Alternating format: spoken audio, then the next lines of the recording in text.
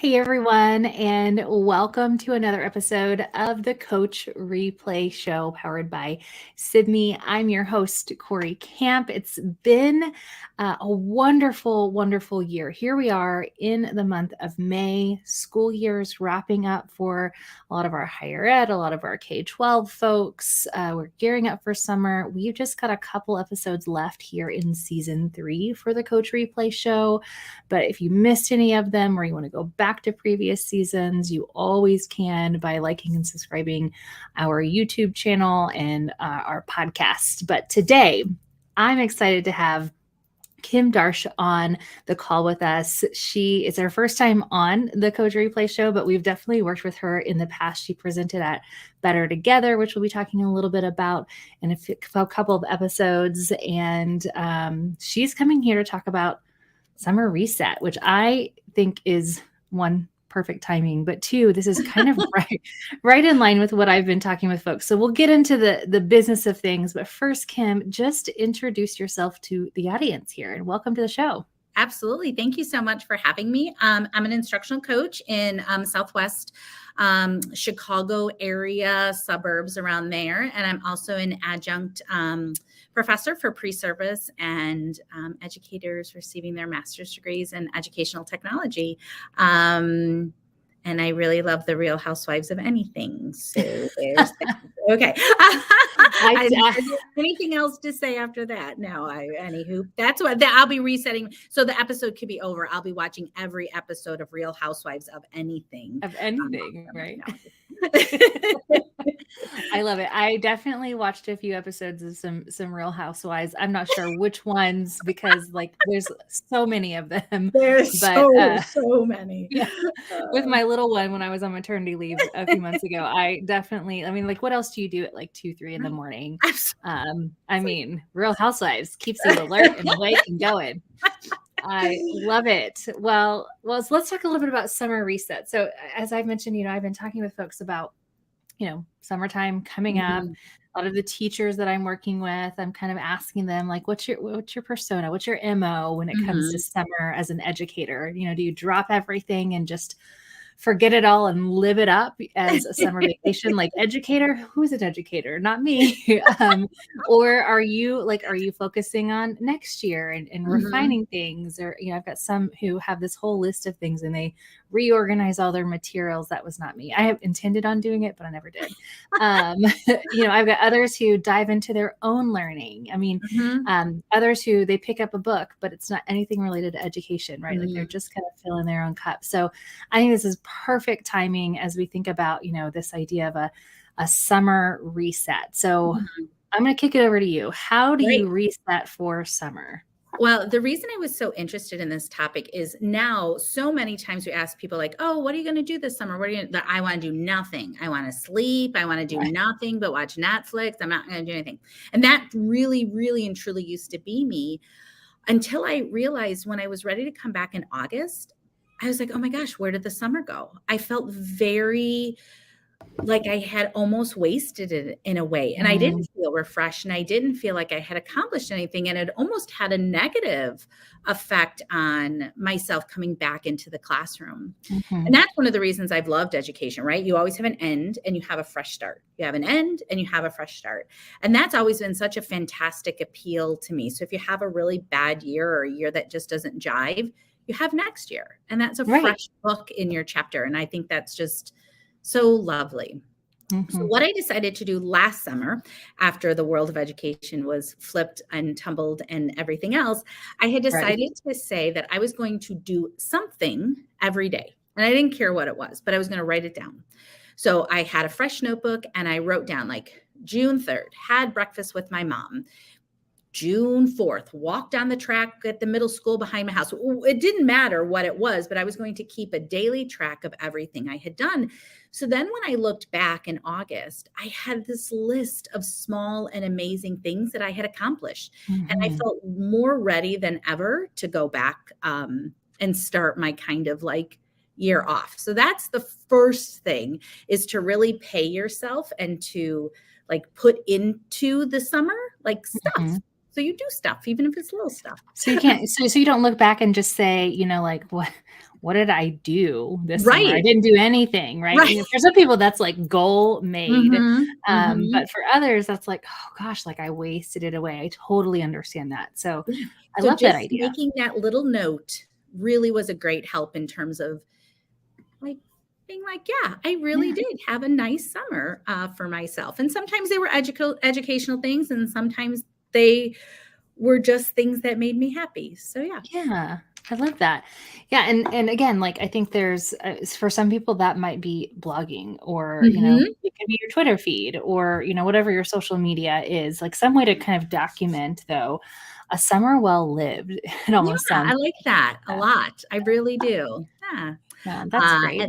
And then I always try to find a rabbit hole in the summer. So I always try to find one thing that like is my go-to. Like, what am I going to learn about? What am I really going to like latch onto? And it could be like my past ones have been retrieval practice. One that was insanely interesting was self-esteem versus other esteem. It was something I had never paid attention to. Like, we really need the approval of others in a little bit of way. So it was this like psychological thing I went down, but it doesn't matter. Whatever that rabbit hole was, it's like you just leap in. And as a lifelong learner, which I think so many teachers are, finding that rabbit hole really excites me and gets me ready to get back into business in August. And that's where, like, if you are like, I'm going to use the summer to be a better educator or improve some of my practices, this is the one for you, your rabbit hole. Because like I fell down the retrieval practice rabbit hole one time and I've never looked back. It has been amazing. Right. Yeah. You read that book, Make It Stick? That's one of my favorite books around retrieval and, you know, long-term memory. And it's so good. Good and audiobook it's too. like, oh, I wish I could help teachers realize just how powerful that practice is. So yeah, so next you find a rabbit hole. So first off, you like say, I've lived my best summer, and then we find the rabbit hole to excite us along the way.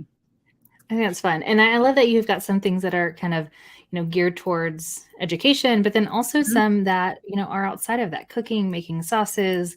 For me, my rabbit hole the past almost 4 years since we moved to Ohio, and things are greener than they are down in Texas. Literally, the grass is green all the time here and not burnt by this time of year. I love Texas. It's my motherland, but it's also real hot right now there. You're actually falling into gardening. your Texas accent right now as you yeah, because I'm saying it right. Yeah, it comes out.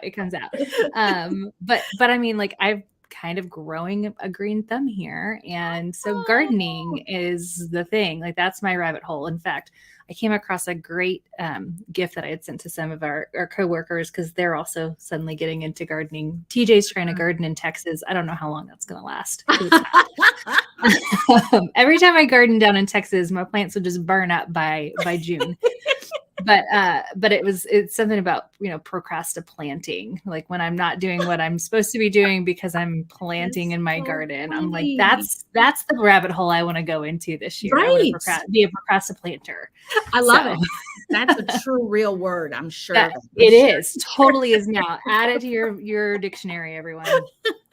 But, you know, I think this is important. And I know you're going to talk a little bit about kind of some self-care things here in a moment. But I think it also, you know, part of what makes people great educators are those who are well-rounded individuals, right? Who can pull from experiences and use those to, you know, teach through stories and experiences. And I think the more we engage as lifelong learners of whatever that is, whether it's our career and our craft, or it's finding new ones, I think that those are things that we can put back into our students' world to enrich them. Right. Like, so those are the like when I sit in a history teacher or social studies teacher's classroom and they can just expound on some of these incredible like stories that are connected because of the books they've read or whatever, it makes a subject that really might not be my cup of tea come to life. It really is. So important. It is. And,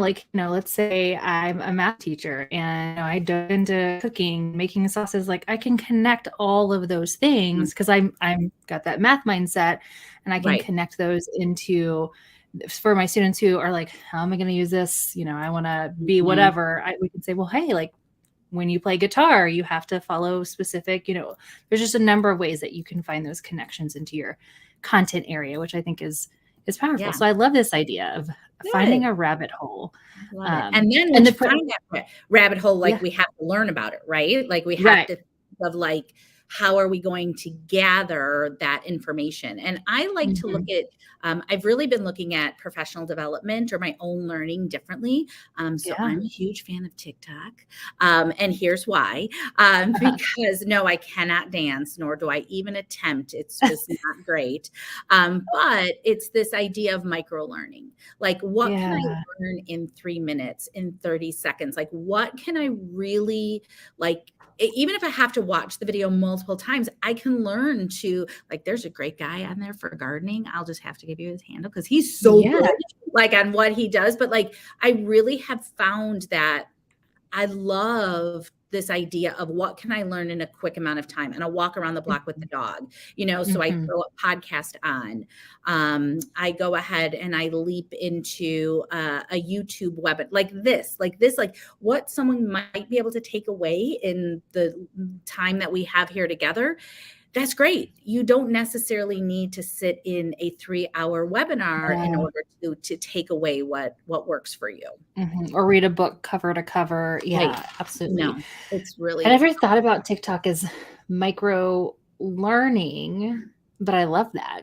I totally love that. Now I might actually get on TikTok because I love micro learning, and I just hadn't thought of it as the space for that. But I know there's tons of like teachers on TikTok. My sister-in-law's a librarian, and she's been on TikTok bandwagon for a while, and I'm like, I just don't get it. But I get it. Like, I mean, and that's a great way to also go down the rabbit hole, right? Like, you watch one quick video, and then the next, and before you know it, your dog are way too far away from home. For losing hours of your planting because of TikTok. But that's great. It is.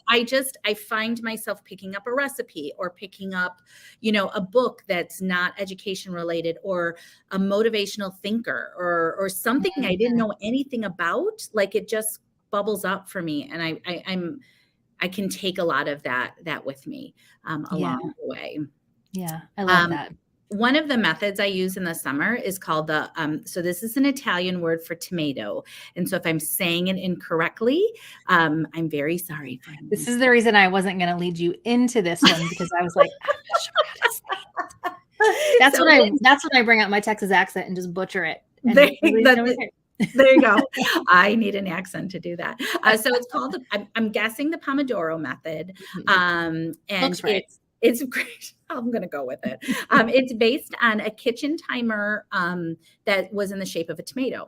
And there was this Italian student, and I forget, I think it was in the 50s, and I'm drawing a blank on his name, but he wanted to be really productive in his studies. So he would use this kitchen timer and set it for 25 minutes. And he would work and work and work and work and work and stay incredibly focused for 25 minutes. But at the end of that 25 minutes, he would get up and do something different and take a break. Because studies have shown that after 25 minutes, your productivity kind of plummets. And so anytime you're trying to force yourself to do that work, it really did plummet. Now, when you're in the flow and you're working and you forget to go to the bathroom for 2 hours, that's a different story. But this is like when you have to, like when I have to do dishes or I have to clean the kitchen, something I'm not really digging, I set my timer for 25 minutes and I tell myself, I'm going to do this for 25 minutes. And then I reward myself with a break, petting the dog or going outside or doing whatever. And then I change tasks, and then it's another 25 minutes. And in an hour, I have done more in an hour than normal. I don't know how it works. There's some sort of magic behind there, right? But it's pretty amazing.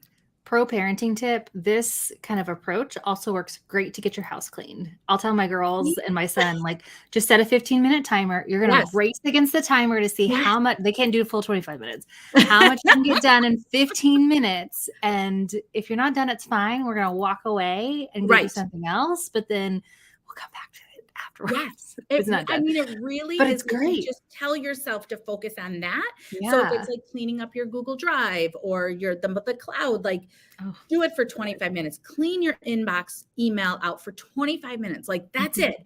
And then don't look at it again. Answer emails for 25 minutes and then just leave it for a while. And you will do more in that 25 minutes instead of bouncing back between, oh, I'll answer a couple emails, I'll type in this doc a minute, blah, blah. So it's like a focus method and it really has been amazing. I love that. So let us know, viewers and listeners, if you've used this method, if you're familiar with it, drop it in the comments. And I'm just going to throw this down right now. If you know how to appropriately say it and you can say it with an Italian accent and you upload a video comment, I'll give someone a gift card. That's happening. Yeah. So, oh, look at like you are really. Because I want to know. I want to know how. I mean, I have Google and I could look it up and then I'm always in the moment and I'm like, I didn't look it up again. Great job, everybody. So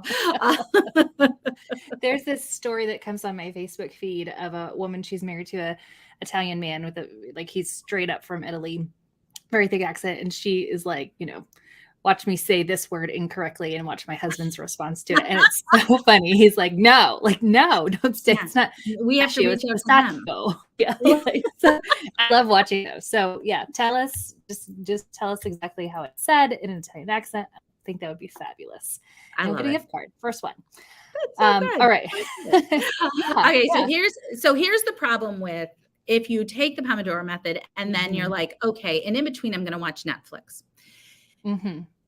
Watching Netflix isn't necessarily giving your mind a break, right? Like, because your mind still has to work to watch the show that's in front of you, or Hulu or whatever streaming service you have or whatever. You think that you're giving yourself a break, but in reality, you're not finding the quiet. You're not giving your mind an opportunity to just kind of not work. And the ways to do that is like a walk with nothing, like with just you, to look out the window while someone else is driving. Like, I know some people don't like to meditate. I happen to really, if I could just sit in quiet for 5 minutes, I am so much better.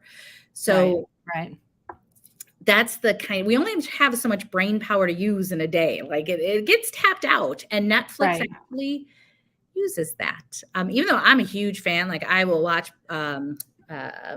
Schitt's Creek for like hours, but I'm still invested and involved with it, and my brain is still active. So if you're trying to put the Pomodoro method into, or however referred, into work, you also have to give yourself like a break, like just pet the dog and try not to think about things.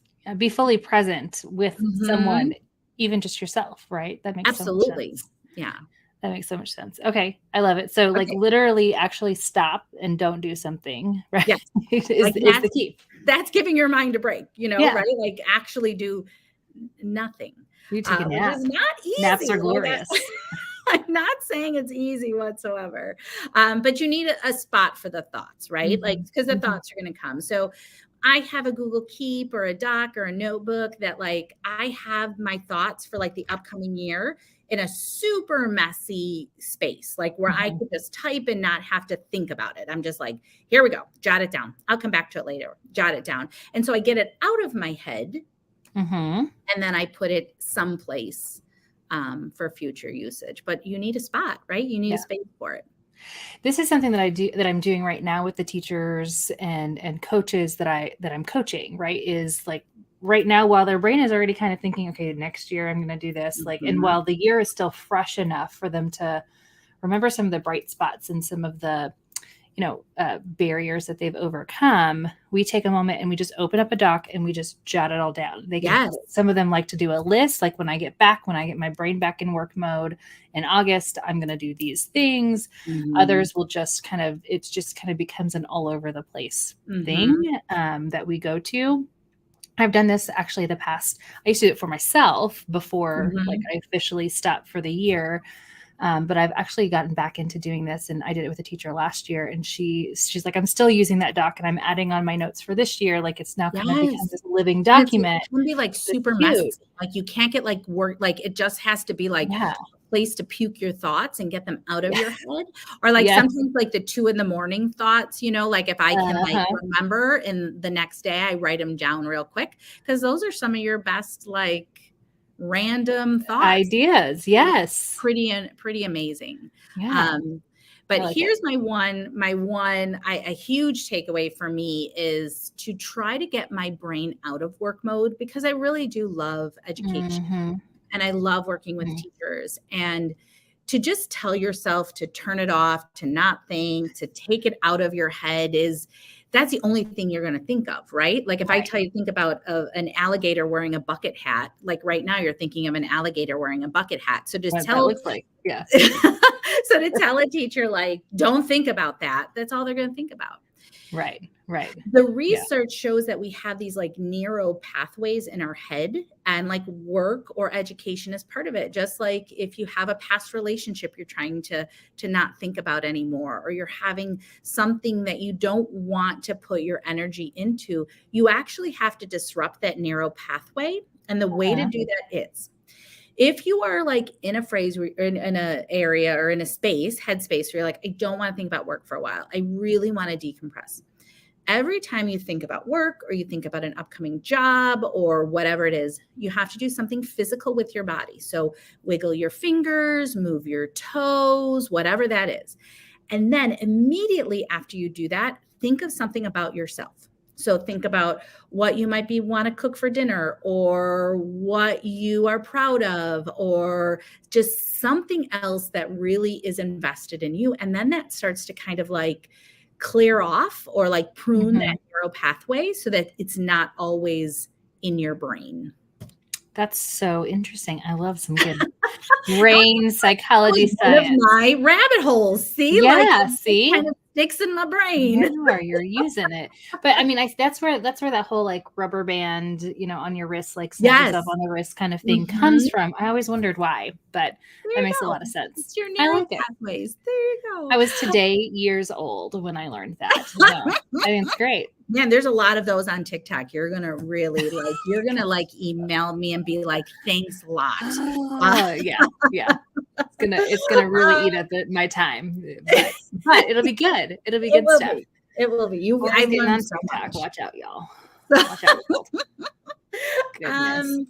So, okay. So we're not always thinking about work. Right. What next? And so I really try to move out of my comfort zone when I am away from the school building. So like, again, I talk about cooking a lot because that really has been my place. Like I cooked rhubarb yesterday, or when I go out with people, I try not to talk about work, or I'll email someone random out of my past. And I'm just like, hey, how are you doing? Like whatever that is outside of my comfort zone, that's not my go-to. That has been a really eye-opening experience for me along the way. And then I really try to, this is weird, but I try to make the day better for someone I don't know, which is so bizarre. But one time I committed for a week when I got my Starbucks that I would like look the barista in the eye. And when I said, have a nice day, like I would really mean it. I wouldn't just be like, okay, thanks. And I would drive away. Like I would turn my body and I would say like, thank you. And I don't know if that did anything for those people, but I really felt great about like, I made a connection with someone. Yeah. Anytime anybody's wearing a name tag, I'm always like, or they say like, hey, I'm Joe, and how can I help you? And I'll say, hey, Joe, it drives my husband crazy. He's not from Texas. He's from up here in the Midwest. And he's like, why do you use people's name? I'm like, well, it's on their shirt. Like somebody needs me to know their name. And I think it's kind, like, I feel like I'm acknowledging them as like Joe, and not just some Joe Schmo, but Joe, your name is Joe. I'm doing that. I think that's great. I'm going to do that to the barista now. That's exactly. And again, it makes me feel great. I'm not sure it makes that very uncomfortable. Like she's using my name a lot. But I'm also really bad with names, and I will forget them if I don't use them a lot. So, I love this idea of just brightening someone's day. Like, but it's gotta be a stranger. Like, cause I do a lot of nice things for my husband and my kids and my friends and my brothers, but like a total, like the cart corral, like always put your cart back. Like, please always put your cart back. Don't just jam it on the little island. Like, put the cart back. Like, a stranger is going to be so happy that the cart is back in the cart corral along there you the go. way. And then I think my last and final thought for having a true reset is to try to go a day without. So what I mean by that is like go a day without technology at all and see how that feels. Go a day with trying not to complain. There's that book by John Gordon, The No Complaining Rule, and it's super interesting. And I've never been able to fully do it, but I will try. But, just go a day without. I have tried to go a day without talking. I've made about 5 hours, like in my house without talking. But it's an interesting experience to just change your, I don't even know. I don't, there's got to be some science behind it or whatever, but it's always just been an interesting experiment for me is to go without, and you could choose what that, I think it's a good exercise for your brain, right? And it kind of increases our awareness. And fun fact, the intermediate school in our town had quiet day last Friday where no talking was allowed. Everyone had to use whiteboards to write things down. And totally more for the teachers than the students, I think, which is genius. Interesting. But yeah, a quiet day. I love it. Pretty cool. I love it. But they're already working on it. So next time you're doing your no talking day, just have your whiteboard ready, and you're good to go. You're good to go. This has been a really fun episode for me. Kim, you and I are going to become friends, maybe on TikTok, maybe elsewhere. I also have some rhubarb recipes to share with you if you need more, because rhubarb is my jam. Literally, I make jam out of it, whatever. I made compote yesterday, and it was delicious. I had it on my yogurt, and it was just great. So I started small, but it's rhubarb season. So I got a pie recipe for you. Okay, on one of my blogs. I'll share it with you. I'll share my secrets. All right. Well, I think this is amazing because in under 25 minutes, I don't know if you know this, but we've gone through 10 ways to do a summer reset. I'm just going to review them real quick. Great. Pay yourself first. Find a rabbit hole. Grab your PD differently. Try the Pomodoro Method. Okay, tell us how to really say it. Yes. Find a point in your day to be quiet. Give space to your thoughts. We need to not always be in work mode. So retrain your brain, right? Get out of your comfort zone, make the day for a stranger, and go without for a full day. Yeah. I think these are great. And whether folks choose one of these to maybe challenge themselves, maybe for a week or just a day this summer, or, you try to do the whole list of 10, I think they're awesome. Kim, she has put together some great resources for some of these, and this full list is on her takeaway. So be sure to grab that out of the Learning Center, or if you're part of our email subscription, you're getting it right to your inbox. But notes and takeaways at learn.sibme.com. Kim, I think we're going to have a lot of fun watching this episode back, and we're going to have you back on next year. Yes, I would love to. So awesome. Well, thanks so much for joining us. For all of our viewers, if you want to find more about Kim, you want to connect with her, maybe get with her on TikTok or swap more rhubarb recipes with the two of us, be sure to follow her as well. You'll find all that info in the notes and takeaways document. And Kim, anything for our folks before they head off for the summer? Have a great summer. Like most of you are on ABC Countdown. I think we're on I don't even know what letter today. But yeah, have a wonderful, wonderful summer. However you decide to spend it. However you decide to spend it. Absolutely. You do you, but maybe try some of these things because they're good. All right, folks. Well, we will see you all next week for another episode of the Coach Replay Show. Thanks, everyone. Bye.